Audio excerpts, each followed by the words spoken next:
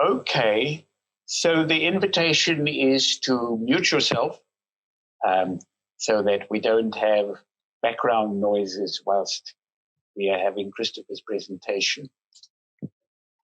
For me, this is a significant moment. I'm deeply grateful to Christopher Cooke for facilitating this process, for sharing his thoughts around the topic that we'll be looking at, from success to significance. It is a huge topic, and it is something where I don't believe the book has actually been written. As we begin to explore what it means to be human in this new age, so dominated by smart algorithms and super intelligent robotics and nanotechnology, where the anticipation is that there will be much more powerful mechanisms of information processing and response than we are capable of doing. That's the case. I had the pleasure of being at the 100th birthday party of the Gaia author, James Lovelock. And James Lovelock was talking about a new era post-Anthropocene, which he called the Novacene. Anthropocene, where we're making the biggest impact on the living system of this earth. The Novacene is the new artificial intelligence digital world that will be making the biggest impact on an entire system. But the warning that he gave, he said that system, as super smart as it is, will need exactly the same conditions to live as we do, the same temperature range, the same livingness. So it is an astonishing time to begin to contemplate what it is to be human. And the important part for us is to really begin to contemplate what the Holos project can offer to that. And so I'm just aware, as I sit here, the words are popping into my mind of St. Francis of Assisi, who said, what you are looking for is what is looking. Another version, who you are looking for is who is looking. And that gives a deep metaphysical context to the question that we're going to be exploring. Why I'm particularly pleased to invite and welcome Christopher to address us is because, firstly, he was one of the originators of the Holos project. We sat in Joshua's house and we were talking about the Holos project. Secondly, is because he is a man that is deeply acquainted with the teachings of Jan Smuts. He's explored holism, he's read the book, and he understands it at a very deep and profound level. Thirdly, he's probably one of the foremost global authorities on the emergence of human consciousness. So his theme is human emergence. And fourthly, he puts his money where his mouth is. He's deeply involved in regenerative agriculture using holistic management principles as they were defined and shaped by Alan Savory. So Christopher is not only something of a philosopher, he's also something of a farmer, something of a psychologist, but I believe that originally he was an expert on water management. That's what he did. His master's degree is in water management. So it is a great pleasure then to open this topic of moving from success to significance, and to hand over to you, Christopher, to share whatever thoughts you have. We'll be going until about 25 to 7 your time. And then we're going to break up for sufficient time to really have deep, meaningful conversations in groups. And I'm really looking forward to that. So welcome, Christopher, and over to you. Thank you, Claudius, and thank you, everybody. I'm delighted to be here on the call. And I really want this whole evening to be as interacting as possible, because one of the joys of this work, and perhaps we'll define that as we go into this evening, and the question posing is about what it means to be human. I'm looking at the faces and the names of those of you, all of you, who are probably the best judges from your own perspective as to what it means to be human. And I want to invite you to recognize that as we go into the conversation, And hopefully this evening, some of the metaphors and similes I use, you will find helpful. But the reason I want to start here in this way is that I want to invite you to put questions, either questions that you have now or questions that arise, straight into chat. What I promised this evening was that I would go unplugged. Now, that normally means that I would be without slides and so on and so forth, which I've succeeded in doing, but I'm absolutely totally unplugged in that I was just being removed from my office and working on battery here. So I'm literally unplugged and operating in a space where I can do my stuff without disturbing anybody else. The only role that Claudius didn't define me by was a term that came out recently through a meeting with an investment group in the UK. And the young man I was speaking to was from Canada, very competent in the renewable energy sector. And he said, do you know, he said, I've gone through this call. And he said, I'm struggling to define what it is you do. And that's how he left the call. And 2 days later, he rang me up and he said, I've got it. He said, you're an activist. Now, what he didn't realize was that I might appear to be an activist, but in reality, I'm a curious activist who's curious about what's possible for the human species. So perhaps it's holistically informed activism that would go with my territory at the moment. When I was a young boy, my father was a minister, and he was training to become a lay reader. He was a geography teacher and very significantly involved in society. And I remember at an early age, I used to be taken along to some of his early sermons, and I'd be asked to sit right at the back on my own and basically have my handkerchief in my lap. And so that my father, when he started to talk, he would say, if you can hear me, or if you can't hear me, just blow your nose, okay? So what I'm offering this evening is really a blow your nose experience or offering, because I want our voice and our conversation to be heard, certainly within this group. And what I'm going to offer you this evening is probably different to what I would normally do, but it really is an opportunity for me to allow my soul to sing and just see where that takes me. And so this is why I'm inviting you questions, because I respond best to questions. In the prelude to this evening, Claudius asked me to speak about consciousness.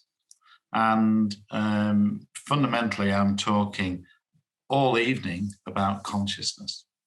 But one of the distinctions I'd like to work on this evening is the distinction between the consciousness and the consciousness as we tend to socialize it in our society at the moment, be it a state of awareness or a stage of awareness, and the ability for us to comprehend and navigate our lives successfully through life. And in the work that I do, and I've focused on the application of human emergence and developing an understanding of this since I made the commitment in 1998. So since that time, I've lived an experiment. But my experiment is one that stands on the shoulders of individuals who stimulated me, who've provided me with writings and concepts that I could then build upon and then mesh together into bigger conversations. Equally, it can be experiences I've had in my life where the truth behind what another person said just hit me. And so I've been an individual who has gone through his life really listening to the whispers, those whispers of insights that come from others. And I want to set the context for this evening's 25 minutes or so by telling you a story about a gentleman I met. I was in my early 30s. I had a young son, he was 8 years of age, and I'd taken him to meet a householder who had a bicycle for sale. And as we walked round into the back garden, I was faced by something as a water engineer that I was completely surprised by. The whole garden was one great big koi carp pond. It stood about 3 feet from the ground. It was like a big open air swimming pool, but it was predominantly a koi carp pond. And I remember hearing the words come out of my mouth. "Oh," I said, "you keep fish." And without missing a beat, this Yorkshireman with this broad Yorkshire accent responded, "Nay, lad, I don't keep fish. I keep the water, and the fish look after themselves." A number of years later, I was struck as a water engineer by the impossibility of some of the engineering constructs that I'd been asked to work with, because the evidence I was getting contradicted what I'd been taught, but I could never find a way of legitimizing my ideas, my thoughts into the water industry, because obviously a regulated sector. And I had to turn outside conventional water engineering to go and find individuals who could provide insight into what I was experiencing. And it was really a reversed understanding of the way that water flows down a pipeline. As an engineer, you're trained in very specific ways. But what I found was that when you introduced turbulence, all bets were off as to what would happen in the properties of the water in that pipe. And when I started to explore for individuals who had insights into that characteristic or property of water, I came across a little-known Austrian engineer who basically had observed water all of his life and became famous because he could do things with water that no one else had ever thought about, let alone could usefully use in society. And one of his statements caught my attention and took me back to that experience with the koi carp pond. Because what Victor Schoberger was observing was that when a fish leaps, and you look at it from a Newtonian perspective, looking at it from an engineering perspective, there's insufficient energy. There is insufficient evidence to know how the fish can propel themselves, to swim through the water, to launch these great heights, and literally leap to a whole new level. And what Victor Schoberger offered was that the fish do not swim through the water, they are swum by the water. Now today, in the practice, which we call full spectrum human emergence, we know that when we're dealing with complex adaptive intelligences, the human species, with our ability to orient and create new meaning, to navigate through increasingly complex situations, we know that it is the stimulation between the individual and their life conditions that can create the impetus for the upstretch, for growth, or the impetus for the individual to stabilize and hunker down, or for the individual to regress to an earlier level of understanding. So it's this interaction with the field around the individual locally, but also to bring in an awareness of the field cosmologically that we're really going to touch upon this evening as we explore this journey of our species as it learns to navigate with the greatest probability from success into significance.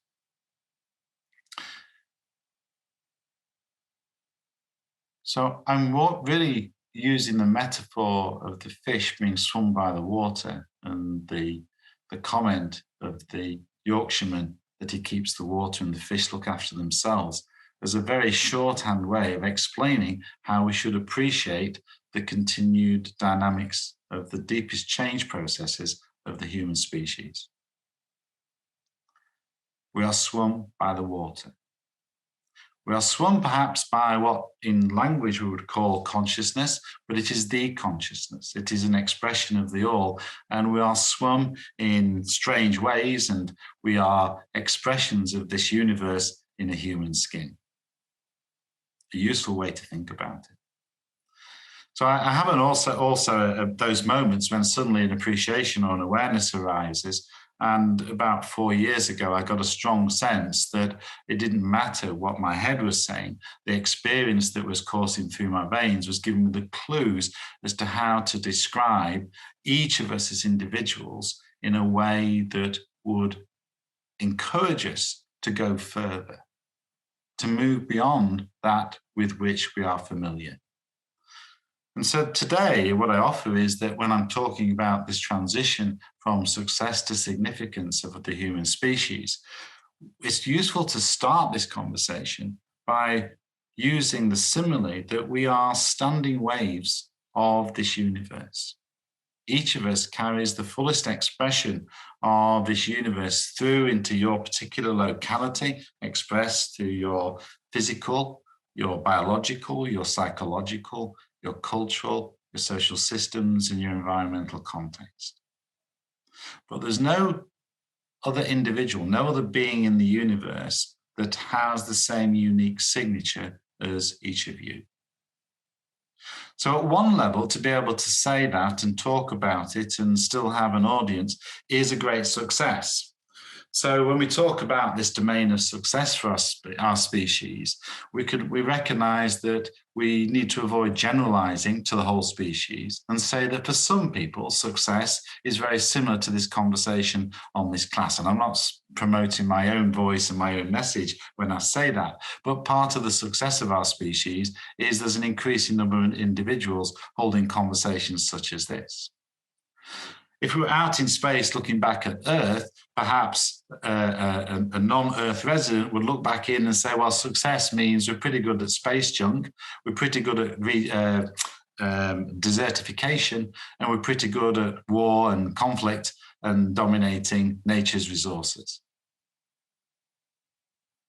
So for some, materialistic success, materialism has been the basis of success. For others, their contribution and adherence to the one right way, to their religious activities, is another expression of humanity. So we work with a full spectrum of humanness, and in the work around integral theory, integral psychology, we currently recognize 8 dominant patterns of worldview dynamics that shape all aspects of life on Earth. But it's to be viewed not as a static ladder-like construct, but as a flow of water-like dynamics as universe and consciousness speaks through us, and for the individual, they express their impression of the universe in a manner that reflects their psychological and biological patterning, but also their context. So here we can start to create a deeper understanding of the rich dynamics of our species, where it might appear to be rather Babel-like patterning around the world. But in reality, we're all swum by the same song, but our impressions and expressions are quite unique and distinct.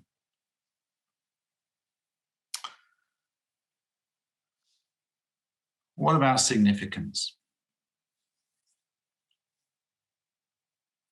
Perhaps one of the aspects of our world at the moment is that we don't yet appreciate the significance of the opportunity presenting us as a species.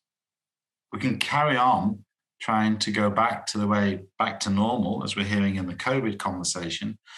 But the more we focus on things we're familiar with as part of the solution-making processes of our challenges as we go forward, the more we're likely to lock ourselves away in a circular economy, a circularity within the paradigm that created the problems in the first place. Now, in our work that we do around human emergence, we can now explain some of the distinctions between the nature of change that keeps us in that domain of perpetual success with a materialistic technological focus, where the conversations come to the surface about the 4th industrial revolution. And we choose to engage the future by revisiting the past. We call that a change response 2 or a change response 3. when as a species, because of the pressure of the flow of the consciousness through us, we're being invited to extend our capabilities into a whole new order of magnitude. And for some, like many of you on this call, you're responding to that yearning. Perhaps it's a yearning for a true science of life and a yearning for a true science of humanity. Because arguably, we don't have that at the moment. So if we stabilize and go back to the way we were, arguably, we can predict that it will be a slow but steady journey towards the elimination of our species. We glibly listen to the news day in, day out, and the United Nations announced about 5 years ago that 60 years life left in our soils. And we sit around and listen to the news, and I don't see much response. But the implications of that and the implications of how we're dealing with it are quite significant. Because if we continue to deal with the way in which our ecosystems function, and especially our soils, from a paradigm that's past, a mechanistic paradigm, without appreciating the capacity of the human mind to handle complexity, we end up accelerating a path where if there's only 60 years of life left in the soil, we can argue sometimes in our analysis that perhaps there's only 80 years life left in the continuation of the human species. Now, I'm not a pessimist, I'm an optimist. But these are the hard realities and the hard truths that we need to face up to before we choose to go on the path towards significance. Because the path towards significance, perhaps I could offer as a series of stepping stones or lily pads that will be spread out across that fish pond that I saw back in the early 1980s. The journey from success through awakening, through new voice, through new narrative, to significance, is the path that I'm sensing that we're learning to embark upon. It's a path that's laid out in front of us, and it links to my understanding of human change today, that by the time we come to have this conversation, the change has already happened, and we're just learning to grow into it. So perhaps there's a shift in the consciousness, or a gap between where we are in our own development as a species and the probability or the capacity that's opened up in the capacity of consciousness of the all, that's creating a tension and an increasing invitation for us to respond.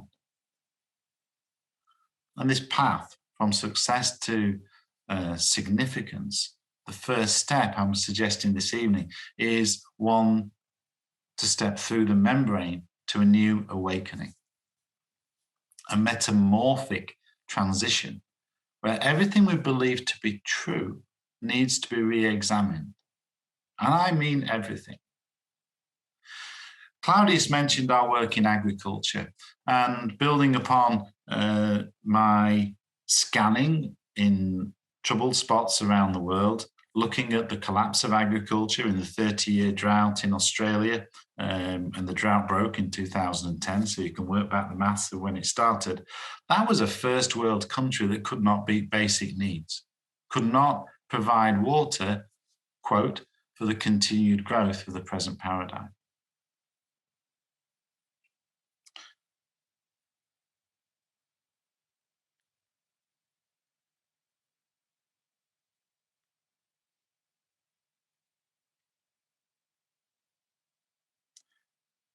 And it's in that space of realizing that what we'd always tried to use no longer worked, became a place of turmoil for those trying to regulate and use conventional approaches to find a way through. But what popped up as evidence of human creativity in these crucibles of change when the conventional was falling over was green fields. Areas where the grass was coming back green, causing great perplexion of the regulators who spent most of their energy in spotter planes trying to accuse the farmers of digging illegal boreholes and irrigating at night and so on and so forth. But what emerges in these hotspots where the conventional fails is the real essence of human creativity, where the realization that we had to reshape the thinking to one of working and nurturing the microbiome as the basis of all life on this planet. So the microbiome, the virome, we have difficulty even having conversations about all that amongst ourselves at the moment, because one of the challenges with COVID, for example, is that we don't yet have a shared narrative around what's the function and role of the virome and the microbiome as essential to human nature and to all other aspects of biological life on this planet. So, as Jan Smuts wrote in his work, that we exist in a universe that creates wholes and souls. Why should it be any different here? So this ability to navigate beyond the success of the past by being aware of the self-organizing dynamic of wholes and souls, where it's not the self-organizing dynamic that I'm really interested in, it's the continuous recreation into a similar energetic form that seems to be the characteristic that we need to be focused on. So self-organizing is one way to describe it, but a continuous recreation, a continuous self-reflection, a reflexive dynamic as life goes through its own life cycles within a consistent life form to continually recreate itself, to reorient and self-organize into its own particular habitat. And it's really only since the advent of the human species that we've developed the capability through our use of technology and our abilities to think differently to the animal kingdom, that we develop technologies that expand our reach. And when our mindset is one of control and domination of nature, it starts to help us understand why we're in the situation we're in. So this metamorphic space, this opening up, is really that metamorphic space that's inviting us all to be on this call this evening. And this full spectrum awareness that appears when we start to appreciate the holistic-nisus, the underlying energy, the expression of this evolutionary impulse that courses through all of our veins. Awakening is often waiting for many, if only they choose to allow it. But in that transition, as Joseph Campbell reminds us, that starting to put words into explaining the new is often a challenge. Because if we start to explain this new experience too prematurely, we bring in language and constructs from the past. So inadvertently, we interfere with our own emergent process. So in this journey from success through awakening towards significance, what I'm suggesting is that there's a new voice of the human soul that's waiting to be discovered and explored. So it will be through individuals like you that the words you speak are expressions, they are your unique expression and integration of all that you've experienced in your existence on this planet, in this universe. It means that the way in which we function and operate from that perspective change. And perhaps we adopt more holistic, ego-aware dynamic in this universe of wholes and souls. When that new voice is discovered, we can then start to have the conversations such as Holos is inviting, the conversations where we can draw upon your knowing, your innate knowing that transcends and includes all the understandings of all the sciences that have ever existed and all the wisdom traditions, to start to develop a new narrative that perhaps will include not only the narrative about how we really do become a viable species and nurture back to life and regenerate a viable planet, and thus avoid and overcome the sixth mass extinction, which we seem to be engineering for ourselves. But this new narrative, I believe, is going to be significant because it will be your narrative. It will be our narrative as we learn to handle the complex and differentiate from the complicated. And I call this the development of a holonic or solonic stance. Sol plus holon is the way I describe the fundamental dynamic that I believe gives me the metaphor or the simile for us all on this call, is the integration of the psychological form into soul form and the marriage of soul as connection of spirit that gives us the solon. So the holonic or solonic form is the basis of the new narrative, which creates the new metamorphic field, which then invites us to pull the whole of the human species through, because we remove one of the greatest impediments to the emergence of our species, which is the hubris of the human mind, which is we believe we know the truth. So from success, through awakening, through new voice, through new narrative to significance, what might it look like? What do you imagine? What will be the new narrative? What will be the evidence? Perhaps we'll see Team Humanity acting together with a new collective song, a new collective story, and a whole range of new collective symbols. Those aspects surely will stay with our species. But this space of significance will be a place of a new normal, where the conversation that's being seeded today in conversations like this include not only consideration of the viability of our species on this planet and the viability of our planet, but also the significant role that our species has the capacity to fulfill in the universe. Now, I scan cultures, I listen for the new stories on the edges. So these stories are already emerging on the edges, but the individuals that are the carriers of those stories are keeping quiet because they know it's too premature to go public with a lot of these conversations. So just this evening, me going unplugged, I'm talking about things that I only really talk about to my wife or with individuals who I know are really ready for the conversation. But I do believe that the new normal is going to be very different to what we experience today. And I do believe that as a species, we're here to fulfill a role in the universe, which will not only align with the greater dynamics and the underlying patterning of the universe, but we'll become the creators of the new schema that shape the new thema that ultimately influence the future course of this universe. Now, 14 billion years it's taken this universe to equip us to be able to have this conversation.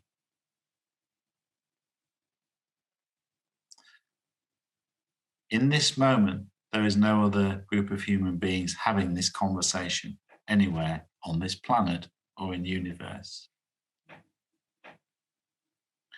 For us to go forward on this journey, I want to offer 6 conditions. 1,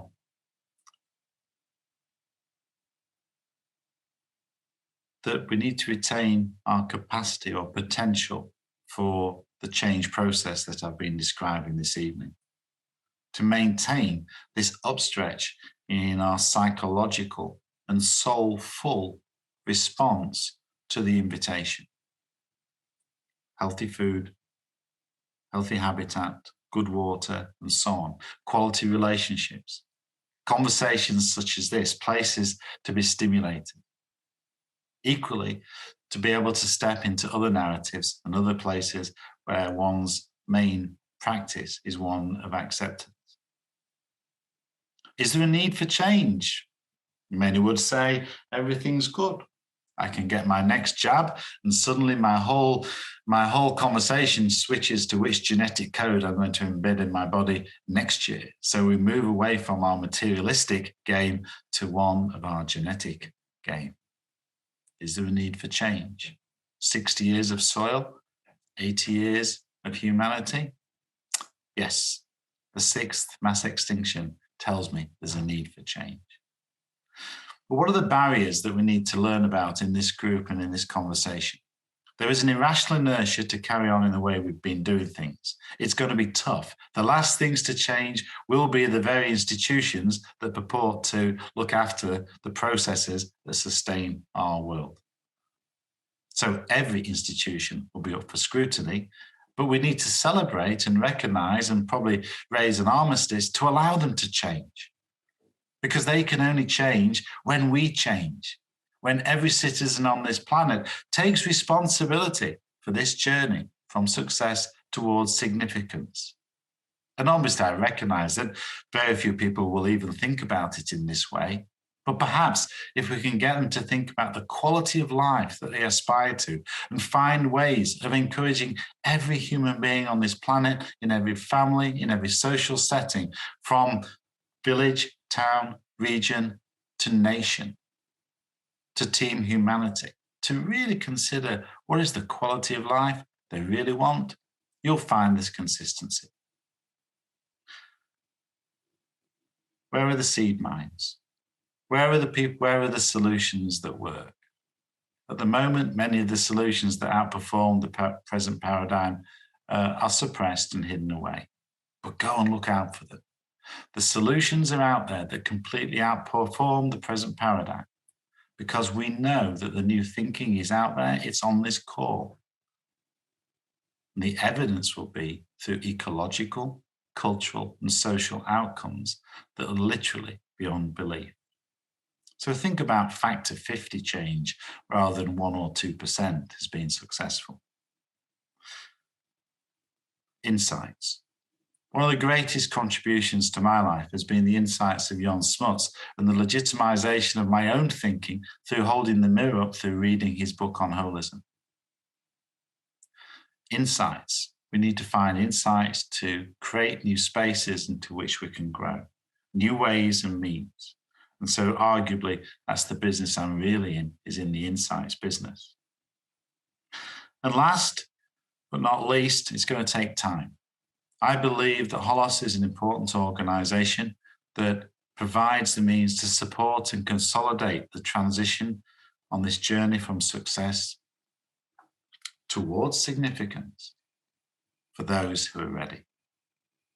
Equally, that brings us a responsibility to support others, to make sure that the support and consolidation of the change that's already happened to provide legitimacy for everyone to grow into it so no one's left behind becomes an important part of our next 50 to 70 year journey. So we have some choices to make.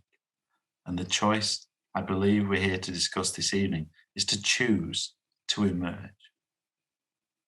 Intentional change is very different to change inspired by common enemy or crisis. So we're choosing a more challenging path. But from a change point of view, from success towards significance, remember the change has already happened. We're just learning to grow into it. When together on this call, we're learning how to handle this awakening, to discover our own unique new voice, to develop a new collective narrative so that we have a chance of discovering what significance truly means for team humanity.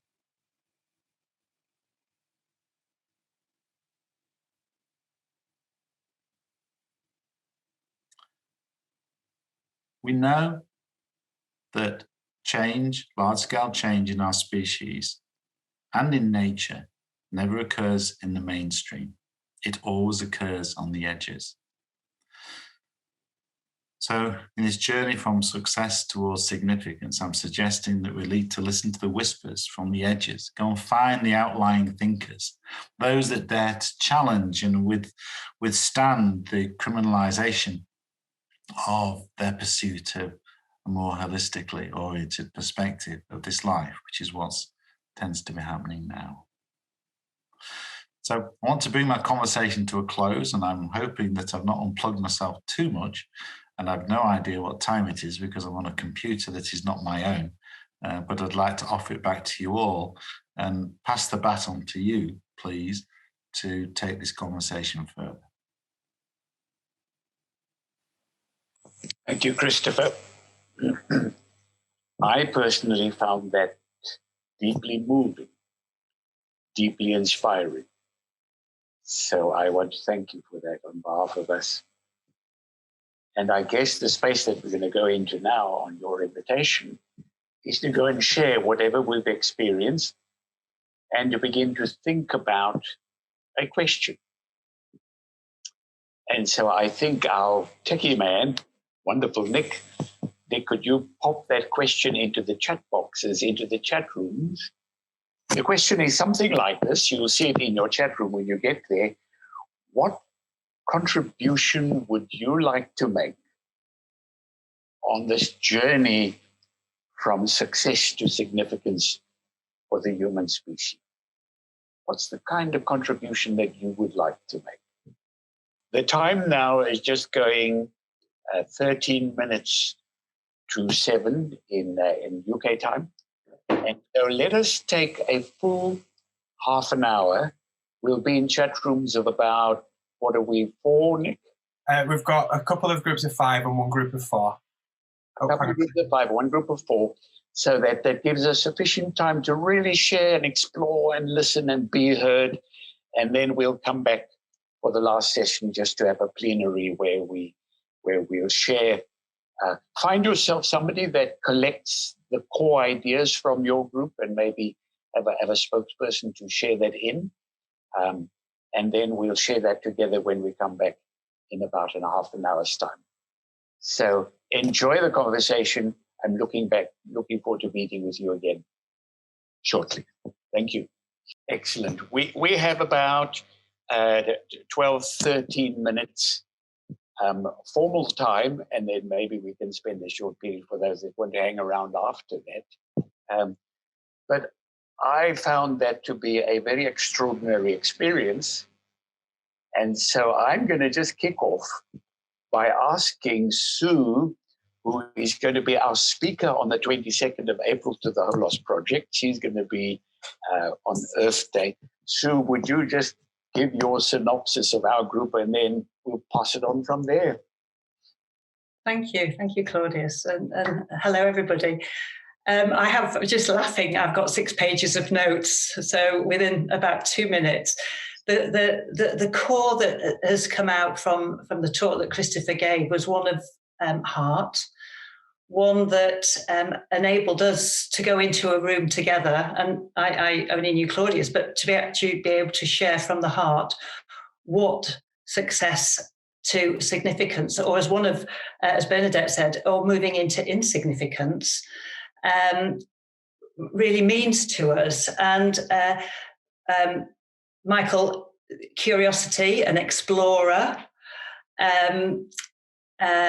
Claudius, moving to the mountains and really deeply connecting with nature. Sorry, who else was in our group? Oh, here we are, Claire. About the connection with Earth. And Bernadette was about, in a way, all of us were saying it's about not being separate, and it's not being alone, and it's opening to a new way. And there was a beautiful interaction where Claudius had been told he shouldn't get on a ladder because he might fall, and then we started talking about, actually that's very much limited, isn't it? The world outside of these conversations are one of limitation, whereas you come into a group like this, and then you can expand and you can expand your truth. So there was lots of dynamics in there, but I hope I've just picked up some of the key points. Thank you.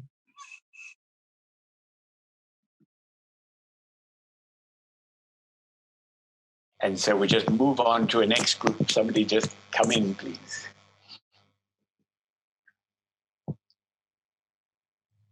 I can go next for our group. Definitely very much wanted to appreciate, Christopher, everything that you said. And I think you mentioned as well that that might have been one of the first times you talked to a broader group of people outside of your close circle on your thoughts there. And I think they were very well received. And we really appreciated you being open like that in this way. I think even those words and even role modeling, having a group conversation is part of the process towards emergence in terms of us being comfortable speaking the same words in our own way to the groups that we live in. But one of the questions I actually had at the very beginning was something that I was stuck on that you had mentioned about the idea that we are the only group of people right now having this conversation. And I didn't understand what you meant by that, because I do seem to feel like I find more and more people who are lining up, maybe coming from different backgrounds and different words, but are kind of getting to the same destination. And Shantina very, very intelligently reminded me that there's something about the alchemy that is unique about this group right here in this moment. And there's something special that happens every time these minds come together in perspectives and what we learn. And there further sharpens the path from success to significance. Just to go through some of the points that we talked about the commonality that truly does unite us at our core. But topically, it is the uniqueness of how we approach it and being aware of those competing forces and what does that mean for us in terms of how we move. We talked also about the idea of curious, like this endless sense of curiosity and the agelessness of the conversation and the pursuit of the move from success to significance. We talked about being very practically aware of what we can do individually in our day-to-day lives. So when we see social events spoken about in the news streams, how do we take that down into our day-to-day to make that almost practical, not at an arm's length, but how can we live that world in what we can practically do day-to-day and make a difference? We were definitely very struck by what you said about the water can swim us. I think we were very rooted by that phrase. And what we really talked about around that was that there is an enormous need for a very deep level of trust. Self-trust, trust of others, trust of the universe, trust of what's to come, trust that it can be better. So we actually got into that a little deeper, and we talked about what it meant to let go and having trust. And some of us acknowledge this deep sense of terror, feeling almost afraid and terrified that if you do let go, what is there? And even though we understand the thoughts that we are all saying, how do you really embody that and live that? And how do we bridge that gap to emergence? And we talked about being a process. And again, I feel groups like this are very supportive in giving that kind of idea of permissioning and role modeling and comfort to do just that. So I thought that was an interesting thing that we ended with, which is the idea of what are we so afraid of? If what's on the other side is so glorious, why are we not running past each other to get there? And the last thing we talked about then was what the word that you used about legitimacy and the collective move towards emergence, both what we do individually, but then what are we doing collectively? So those were the thoughts from our room. And thank you again, Christopher.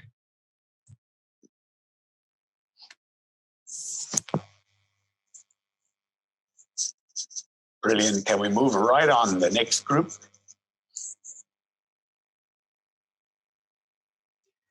We didn't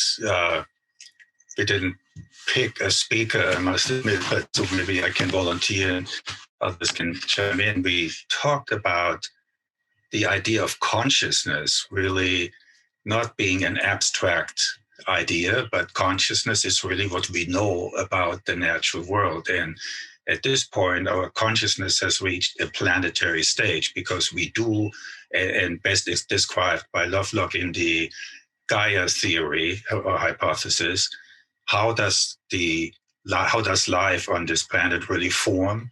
How does it function? How does it work? And then appealing to our logic, and then by Pope Francis in the encyclical Laudato Si, appealing to us on an emotional, instinctive level. So here we are damaging this life living planet, this life support system of which we are a part. What does this mean to us now on an individual level? How does that translate into our own context? What does it mean within the context that we are living in, and how can we intervene and change? And so we had a conversation. I'll pass it on to Christian to pick it up from here.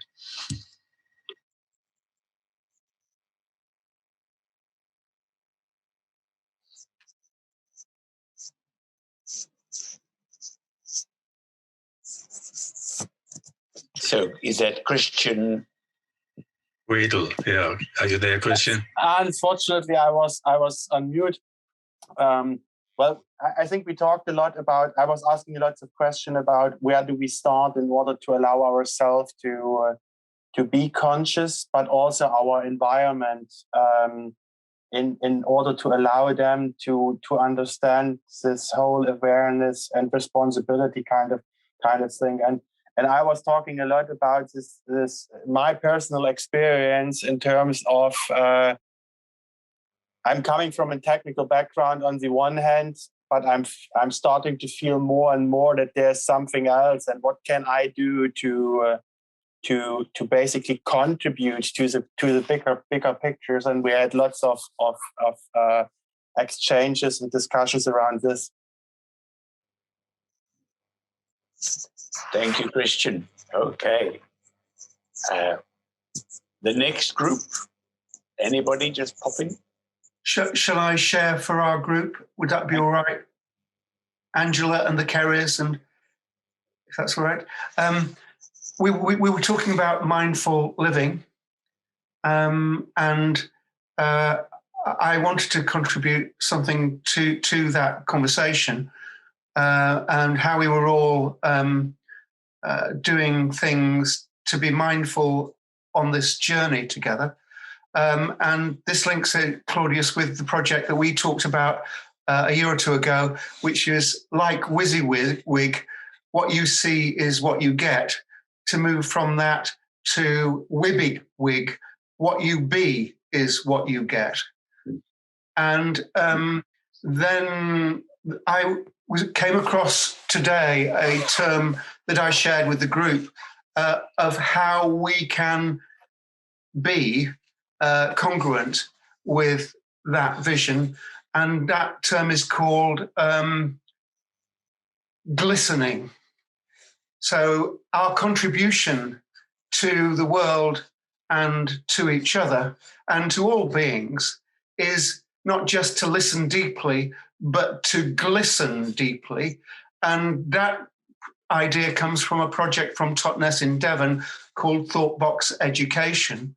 And to glisten in their terminology means to listen deeply to another being, and by that I mean the world in every way, and to reflect them back to themselves so that they can glisten better.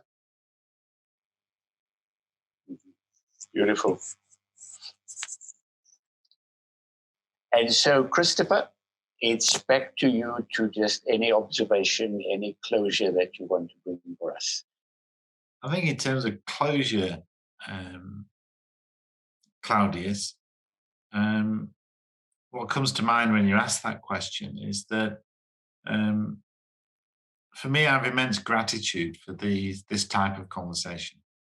I think it plays an invaluable role in us each refining and polishing our own individual awareness and impression of life, but also I think we're polishing and refining a new form of collective soul that I think is clearly demonstrated through the conversations that we've had this evening. So I'm very grateful, and I believe that if we allow it, and if we allow the space, and probably through questions and some silence, that actually our greatest opportunity is to invite grace to support us on this journey. I'm complete. Thank you. I'm going to invite you to pop your website into the chat box, Christopher, so that folks can explore the rich offerings that you have to make. Oh, okay. If you'll do that. And then I want to introduce Sue Cooper. So Sue, if you'll just put up your hand there.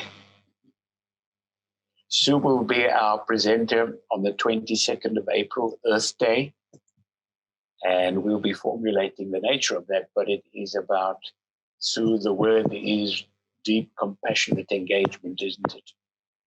And so I just want to thank us for being here, for being together, for support for this initiative. I've found tonight to be heartwarming and inspiring. It's exciting. We're on an exciting journey, and we can make a difference. And as has been so carefully stressed here, the more we do this together, the more difference we make. And what I think is really important is that it's going beyond cleverness. It is busy retrieving the deep wisdom that has enabled us to be here in the first place and has its own rising holistic-nisus, to use a word that Christopher shared right at the beginning. So with a deep sense of gratitude to Christopher for your profound sharing, for the deep experience that I've had and us in the chat rooms. Thank you so much, and we'll be communicating further about our next opportunity. Thank you, and have a good. Thank you, Claudius. Thank you. Okay. Thank you, everyone. Lovely. It's been a lovely session.